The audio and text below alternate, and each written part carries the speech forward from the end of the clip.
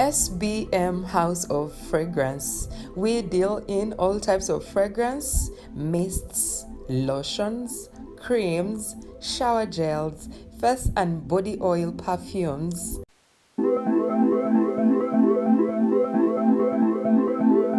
Contact us on 07043 00645 or 078 599 1435.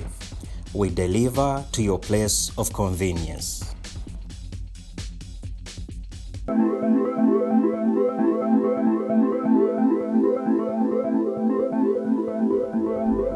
Ebiseera ebisinga abantu bagamba nti alina omutima omubi, naye ate Chameleone alina ebintu bingi byagenda maaso n'okuba nti azikola.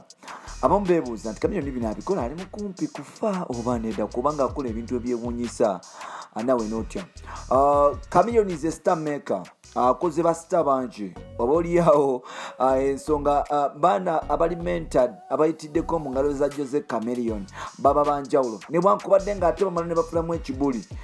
Wetwogerera mutabanyi wa Bebe Cool asobola okuba nti yegatta ku J Chameleone era nga Chameleone yasobola okuba nti atwala mutabanyi wa Bebe Cool mukiddwa nga Alan Henry Kisali ye Congo okusobola okuba nti agenda maaso n'okuba nti abanguka n'okukuba endongo bonna. That is okuba nti amuwa exposure. Ebiseera ebisinga abantu beerabira nnyo mikwano gyabwe anti newankubadde nga Bebe Cool atyaga nnyo okuba nti awa omwana ono omukisa gwe yali muwadde ate nga newankubadde nti ogusooka okuba nti amukiza okuyimba nagwo omukisa gwe yamuwa n'ogezaako okuba nti amuterawo studio n'abawandiisi ne baproducer n'ebintu ebyenjawulo ne ba video director abantu enjawulo ansuubira byonna bikoze naye waliwo ekibulako. That is okuba nti amuwa exposure mala. Yes, First Foundation yagimukolera newankubadde nga tebidandisa nti yasobola naye kuba nti abikolera Bebe Cool naye bagamba nti gwe byoyiseemu ate omwana wo tisibi alina okuba nti ayita mubanga wabonaabona omwana womuteekukake kakikube nga bukyali. Bwe twogerera mutabanyi wa Bebe Cool amanyikiddwa nga Pepper Daddy alina Jose Chameleone bagenze Congo. Chameleone yagamba nti ogenda kubeera ku mugongo gwange paka era nga Chameleone yeweze okuba nti atumbula mutabanyi mukulu amanyikiddwa nga Henry Kisali mutabanyi wa Bebe Cool. Victor Luzi naye ebintu byakola bigenda mu maaso n'okuba nti byewuunyisa era nga MC Kat atandika okuba nti awaga anagamba my boys they up there.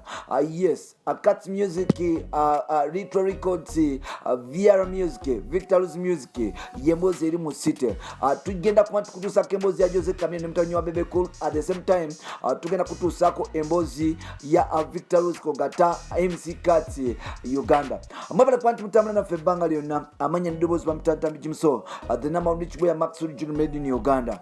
Angenda kutumira chali wange wenna atambula nange especially ba team Leon Island, team Gagamel, team Edisa Kenzo Musubuza ngekulemedwa mu Promise Kenzo YouTube kuliko abantu benjawulo. So ngenda back kugamba nti pick up on yourself, team Leon Island Fadi angagwa kikulembeddemu pick up on yourself kogata team Good Music now chali wange amakidwa nga DVD kogata ne Pius mpola amwele kuba nti mutambula naffe. Wetwogerera yes ebintu bigira maaso n'okuba nti bitambula era nga bwe nabagambako nti Bebe Cool takoze kimala kuba nti apushinga mutabanyiwe olw'okuba alowooza nti banamuyisaamu mpola kijja kubeera nti kive nga Jose Chameleone weewayo kuba nti aleeta omwana ono mu butaala. Bebe Cool yali asibye omwana ono emanju okumala emyaka gyonna emyaka nga 2.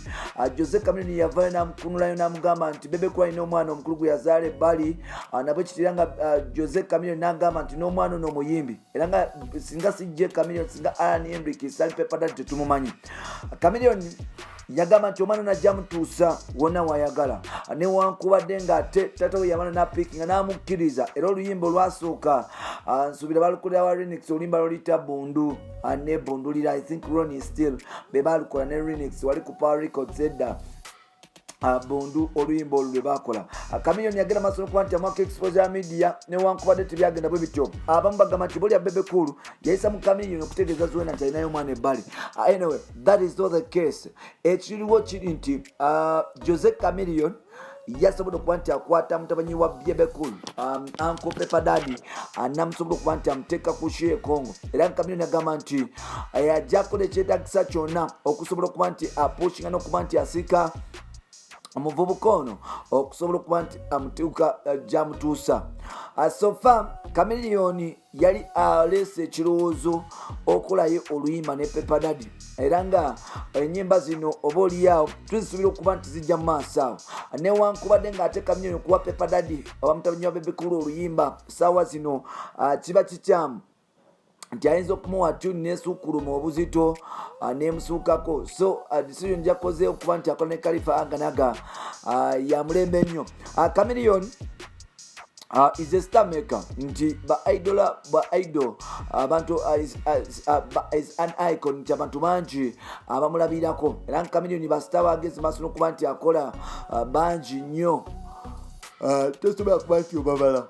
Kuliko musajja mukulu amanyikiddwa nga King Sir, kuliko musajja mukulu amanyikiddwa nga Mose Radio, kuliko Bizomanizo, kuliko Palaso, kuliko bangi nti ogenda kwesanga nti kuliko ba AK47, kuliko abantu bangi n'abaagana ate bamentanize bangi. So Bebe Cool asaze okuba nti obaoliawo akwata Alan Henry Sali namulekera taata we, because bwetunulira Chameleone amanyi nnyo game, nti ye game ye yagyetambuliza without management, asobola okukola kyakola ebintu nebigenda maaso okuba nti abituuka nga birina okubeera. So Chameleone yasaze okuba nti akola ne mutabanyi wa Bebe Cool. Alani agamba nti buzibu ky'okuba nti oba oli ankola ne yanko wange, kubanga anko wange manyi nti asobola okukola ebintu bingi, asobola okuntwala awantu wangi, asobola olwekyo okukola naye si kikyamu. Wetwogera balumbye dda Congo, bavaayo bajja kushutinga video n'okuba nti oba oli abakola ebintu by'enjawulo e Congo eyo, Chameleone ne Pepper Daddy. So kati byagaliza ebirungi byereere eyo mpola mpola, era tujja sigala nga tuli kutuusaako mpola. Yeah, for you my friends, we are outbound. Man Chidima right here, man Alan Hendrix right here, Yeah. DJ Blackie. Yo. Yeah, see us when you see us. We are off to celebrate everything live. DRC Congo, here we come. Durba, stand up. Wangala to Uganda. Victor Luzi, the ginger boy against the master no ateka omutindo gunja. By the way, Victor Luzi ono ali tali overhyped. Anti botunya muliji abantu bagenza maso no nti bavimbya abayimbi abalala. People are talking about Liam Voice, people are talking about unknown, but this guy is selling. But see omanyize Liam Voice and Victor Luzi, they are my tight buddies, they are my friends. I love both of them.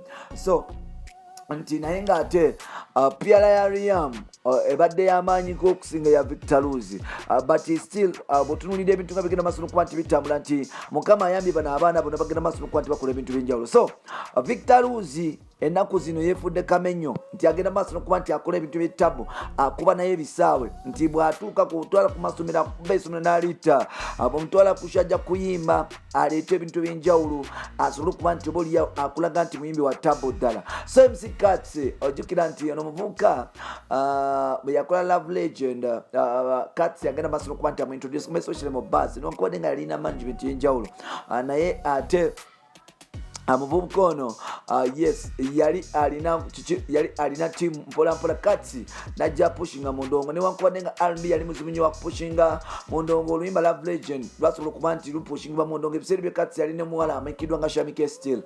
So Victor Luzi nga ali mpola najja mpola bambi we yakola ekikomando. I think it was in lockdown. I told this guy this song is a super hit and he was like man I told even Kalungi gwe yakola n'ebiseera bye mugamba oluyimba lwa tabu hit, Mukama namuyamba nilikwatayo. So he's doing wonders so far.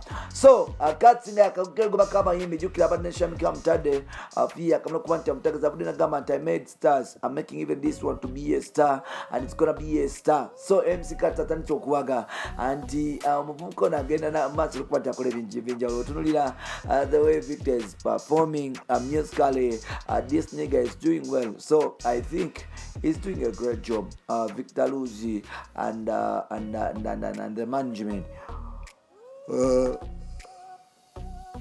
Bagezaako okukola ebintu bye balina okukola mpola. So Minor League tujja kusuubira okulaba ndongo ngenda maaso n'okuba nti yeeyongera. Victor alina oluyimba lwagenda okutatu esangeyo I'm super excited about this song. Super excited about this brand new project, and I think opportunity Victor Luz is aggressive. He knows what he really wants. He knows what to do and when. So far the Ginger Boy is making cats proud, and still I want that Ginger Boy okusigala nga yeyongeramu n'amaanyi, because opportunity Victor is talented. Nze mu bantu believing abalina talent is that Ginger Boy. Anti oba omwagala oba tomwagala olina okumanya nti watabu ne talent agirina, era nga bingi byasobola okuba nti akola mu talent ye. So enyimba zange nokuza twesanga wali olulimi olulalawo aluyimba enyimba zijja kulaga nti zijja kumufuula ow'enjawulo ku bayimbi abalala, zijja kumuta, zijja mufuula ow'enjawulo ku bayimbi abalala, era nga zigenda muta mu kikategori ye.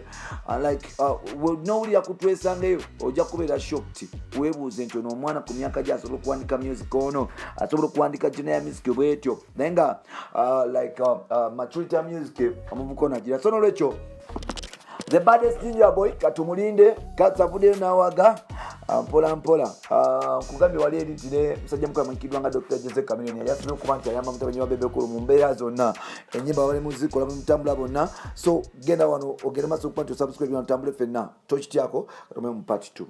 SBM House of Fragrance. We deal in all types of fragrance, mists, lotions, creams, shower gels, face and body oil perfumes.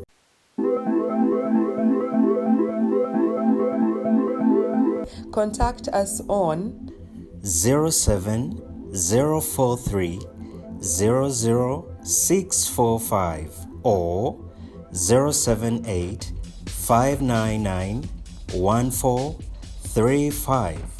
We deliver to your place of convenience.